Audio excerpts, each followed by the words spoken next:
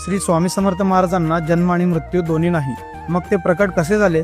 प्रकट दिनाचा हा इतिहास तुम्हाला माहित नसेल तर हा व्हिडिओ पूर्ण बघा। श्री स्वामी समर्थ महाराज हे आंध्र प्रदेशातील श्रीशैल जवळ असलेल्या कर्दळी वनातून प्रकट झाले। 1459 साली श्री नरसिंह सरस्वती स्वामी महाराज यांनी गाणगापुरास निर्गुण पादुका स्थापन केल्या व त्यानंतर श्रीशैल यात्रेचे निमित्त साधून ते कर्दळी वनात अदृश्य झाले। याच कर्दळी वनात सुमारे 300 ते 350 वर्ष महाराजांनी कठोर तपश्चर्या केली। या काळात मुंग्यांनी त्यांच्यावर वारुळ रचले। एक लाकूड तोडत असताना त्याची कुऱ्हाड ही या वारुळावर पडली आणि त्या वारुळातून रक्त वाहू लागले। बघता क्षणी त्या वारुळातून एक अजानुबाहू तेजस्वी मूर्ती प्रकट झाली आणि तेच होते अक्कलकोटचे श्री स्वामी समर्थ महाराज। त्याच दिवसाला आपण प्रकट दिन म्हणून साजरा करतो। नंतर काशी, प्रयाग असे भ्रमण करत ते उत्तरेकडून दक्षिणेत आले। 1856 मध्ये स्वामी समर्थ महाराजांनी अक्कलकोटमध्ये प्रवेश केला आणि सगळ्यात आधी ते याच खंडोबा मंदिरमध्ये थांबले होते। स्वामींनी 22 वर्ष अक्कलकोटमध्ये वास्तव्य केले आणि अक्कलकोट हे तीर्थक्षेत्र झाले। अक्कलकोट ही एक अशी जागा आहे जिथे स्वामींनी आपली साधना केली, भक्तांना आशीर्वाद दिले आणि भिवू नकोस, मी तुझ्या पाठीशी आहे असा विश्वास दिला।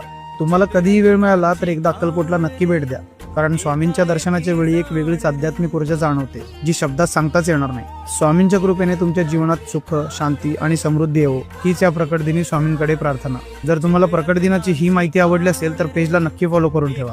जय श्री स्वामी समर्थ।